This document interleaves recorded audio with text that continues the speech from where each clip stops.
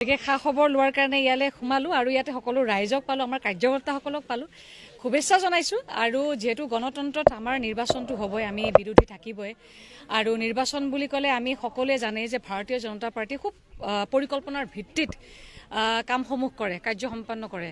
গতিকে আমি চেষ্টা কৰিছোঁ, আমাৰ চৰকাৰখনে বা আমাৰ সংগঠনে চেষ্টা কৰিছোঁ যাতে 2 তাৰিখে বা 7 তাৰিখে আমাৰ প্ৰথম পৰ্যায়ৰ যিটো আমাৰ নিৰ্বাচন হ'ব, সকলোৱে যাতে ভোটাধিকাৰ সাব্যস্ত কৰে। আৰু আমাৰ অসম চৰকাৰে, আমাৰ মাননীয় মুখ্যমন্ত্ৰী মহোদয়ে যি ধৰণে আমাৰ তৃণমূল পৰ্যায়লৈকে আমাৰ সকলো শ্ৰেণীৰ লোকৰ কাৰণে যিখিনি ডেভেলপমেণ্টৰ কাম কৰি আছে, বিশেষকৈ বাগান এৰিয়াৰ ভিতৰত আজি মই স্বচক্ষুই নিজেই যিটো দেখা পাইছোঁ, অংগনবাদী চেণ্টাৰৰ পৰা আৰম্ভ কৰি জল জীৱনৰ পৰা আৰম্ভ কৰি ৰাস্তাৰ ঘাটৰ পৰা আৰম্ভ কৰি প্ৰধানমন্ত্ৰী আৱাস যোজনাৰ ঘৰৰ পৰা, গতিকে যিখিনি প্ৰাথমিক পৰ্যায়ৰ আমাৰ সমস্যাসমূহ আছে সেইখিনি সমাধানৰ ক্ষেত্ৰত যিখিনি কাম কৰিছে সেইখিনি আগত ৰাখি ৰাইজৰ ওচৰত যাব বিচাৰিছোঁ। গতিকে খুব ভাল ফলাফল লাভ কৰিব বুলি আশা ৰাখিছোঁ। কংগ্ৰেছেও কিন্তু জোৰ প্ৰদান কৰিছে। চাওক, কিছুমান শব্দ মই ভাবোঁ যে অসমৰ ইতিহাসৰ পৰা নাইকিয়া হ'ব। যেনেকৈ আমি 2014 চনৰ আগত বা 16 চনৰ আগত অসম বন্ধ শব্দটো আমাক ক'ৰবাত বহুত বেছি অতিষ্ঠ কৰিছিলে, কিন্তু আজিৰ সময়ত যদি আপোনালোকে যদি কোনোবা উঠি অহা ল'ৰা এটা সোধে অসম বন্ধকে ক'ব নোৱাৰিব ভালকৈ। অসম বন্ধটো আমাৰ নাইকিয়া হৈ গৈছেগৈ।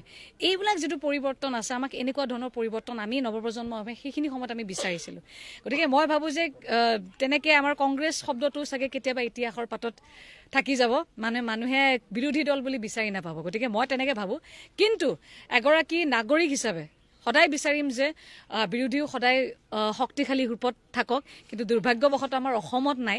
গতিকে আমি বিচাৰিম যে গণতন্ত্ৰত খুব সুন্দৰভাৱে এটা নিৰ্বাচন হওক, প্ৰাৰ্থীবিলাকে নিজৰ ভাল বেয়াখিনি সকলো আগত ৰাখক, আৰু তৃণমূল পৰ্যায়ৰ যিসকল আমাৰ কাৰ্যকৰ্তা আছে খুব কষ্ট কৰি আছে।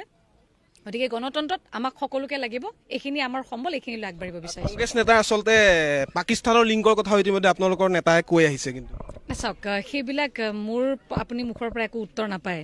যিখিনি এতিয়া বৰ্তমান প্ৰাসংগিক, সেই প্ৰাসংগিক প্ৰশ্নৰহে উত্তৰ পাব। পঞ্চায়তৰ কাৰণে আহিছোঁ, জিলা পৰিষদৰ আমাৰ কেইবাগৰাকীও প্ৰাৰ্থী ইয়াতে আছে।